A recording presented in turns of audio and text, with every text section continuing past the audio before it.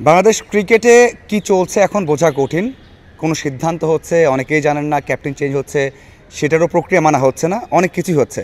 আমার পাশে আছেন সেকেন্দার আলী, যিনি দীর্ঘদিন কাভার করছেন। ভাই, আপনি কখনো কি দেখেছেন এমন? আপনি তো অনেক দিন কাভার করেছেন, হয়তো দেখেছেন, তারপরেও এটা রেয়ার কিনা যে একজন ক্যাপ্টেন হঠাৎ করে চেঞ্জ হয়ে যাচ্ছে, বোর্ড মিটিং নেই?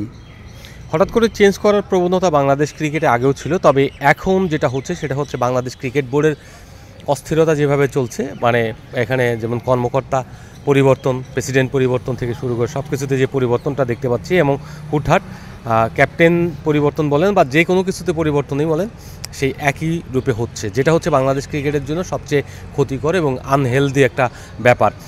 অনেক কিছুই আমরা শুনে থাকি যে প্রফেশনালিজম এই যে কথাগুলো বলে, যারা বলেন নির্লজ্জ বেহায়ের মতো আমরা সবাই কথাগুলি শুনি, এবং তারা এই অ্যাটিটিউড করেন আমাদের সামনে একরকম আর ভেতরে গিয়ে কাজ করেন অন্যরকম। তার মানে হচ্ছে যে পুরো কাজটা হলো বেহায়া ক্রিকেট বোর্ড হয়ে গেছে এটা এখন।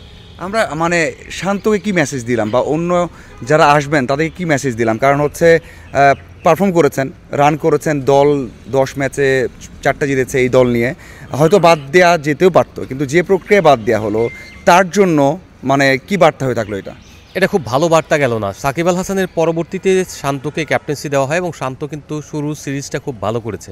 আপনি দেখেন নিউজিল্যান্ডের মতো জায়গায় গিয়ে প্রথমবারের মতো টি-20 এবং ওয়ানডে ম্যাচ জিতেছে, দ্যাট ওয়াজ এক্সেপশনাল। তো সেই শান্ত পরবর্তীতে বাংলাদেশ দল ট্রানজ্যাকশনের ভিতর দিয়ে যাচ্ছে, সেই ট্রানজ্যাকশনের ভিতর দিয়ে যাওয়ার ফলে যে পরিবর্তনটা আসছে তার মধ্যেও সে চেষ্টা করে গেছে যে কিছু রেজাল্ট বের করার জন্য। যখন আপনার দলে মেইন প্লেয়াররা থাকবে না, তখন কিন্তু আপনি অনেক কিছুই করতে পারবেন না। সাকিব আল হাসান খেলতে পারছিল না তখন, তারপরে আরও কিছু সিনিয়র প্লেয়ার, মুশফিকুর রহিমও কেউ চলে যেতে হলো চ্যাম্পিয়ন্স ট্রফির মধ্য দিয়ে। তো সেই জায়গা থেকে আপনার মনে হয় যে নাজমুল হোসেন শান্ত পারফর্মার না, তা কিন্তু বলতে পারবেন না। ওয়ানডে এবং টেস্টে কিন্তু তিনি পারফর্মার। সেই জায়গায় আপনি তাকে অপসারণ করলেন, মানে তাকে সরিয়ে দিয়ে মিরাজকে দিলেন, মিরাজের উপরে আপনি প্রেশার বাড়ালেন। মিরাজ হয়তো ইন্সপায়ার হবে, কিন্তু আবার প্রেশার যদি চিনে ফেলে তাহলে কিন্তু বাংলাদেশের ক্রিকেট গন। আপনার ওয়ানডে সবচেয়ে ভালো ফর্ম্যাট ছিল, সেই ফর্ম্যাটটাও এখন ডাউন, এবং এই ফর্ম্যাট থেকে উত্তরণ ঘটানোর জন্য নাজমুল হোসেন শান্তই এখন বেটার ক্যাপ্টেন ছিল আমি ব্যক্তিগতভাবে মনে করি। কারণ হচ্ছে তিনি একটা প্রসেসের মধ্য দিয়ে দলটাকে নিয়ে এসেছিলেন, এবং আগামী 1 বছর যদি তিনি এই দলটাকে নার্স করতে পারতেন তাহলে 2027 সালে গিয়ে একটা ভালো পারফর্ম করার সম্ভাবনা তৈরি হতো।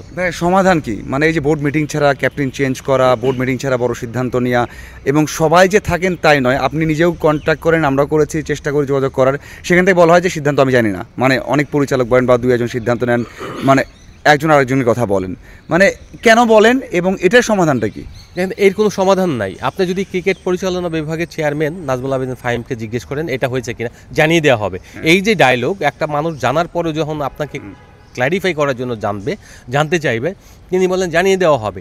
এটা ঘটেছে কিনা, ঘটে নাই, উনি কোনো কিছুই জানেন না আসলে। বেসিক্যালি যখন জানেন না তখন কিন্তু এগুলি নিয়ে প্রবলেম হয়। তো এই যে বিষয়টা হচ্ছে, আপনি স্ট্যান্ড করতে পারলেন না নাজমুল হোসেন শান্তর পক্ষে, আপনি মানে প্রবাসী সমস্ত যে এখন যে আমাদের রয়েছেন, যে আপনার প্রেসিডেন্ট থেকে শুরু করে সবাই, তারা বিদেশে আছেন, বিভিন্ন জায়গায় রয়েছেন, সেই জায়গা থেকে আপনি জুমে একটা মিটিং করে সিদ্ধান্ত নিলেন যে সরিয়ে দাও। এই যে সরিয়ে দেওয়া, কেন সরিয়ে দিচ্ছেন, কী কারণে সরিয়ে দিচ্ছেন?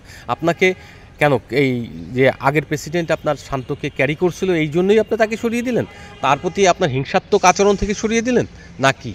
আমার কাছে তো এখন মনে হচ্ছে যে জাস্ট একটা হিংসাত্মক আচরণ করলেন আপনি, যে ফারুক সাহেব তাকে ক্যারি করেছিলেন, তাকে আপনার পছন্দ না, এখন সেই প্রতিশোধ নেওয়ার জন্য নাজমুল হোসেন শান্তকে সরিয়ে দিয়ে মিরাজকে আনলেন। আপনাকেও ক্যাপ্টেন্সির জন্য অনেক কিছু ভাবতে হয়, অনেক কিছু বুঝতে হয়। লাস্ট প্রশ্ন ছোট করে, কি আশা করেন দলের কাছে? এই দলের কাছে বাংলাদেশ দল কিন্তু এখন ওয়ানডে ক্রিকেট ভালো খেলছে না, এবং এই দলটা কিন্তু কোনো ব্যাটারেই কিন্তু আসলে একটা ছন্দে নেই। আমরা কিন্তু দেখতে পেয়েছি যে টি-20তে খুব খারাপ পারফরমেন্স করছে। যখন আপনি টি-20তে খারাপ পারফরমেন্স করেন তখন বোঝা যাচ্ছে ওয়ানডে তো আপনি কিন্তু ক্যারি করতে পারছেন না।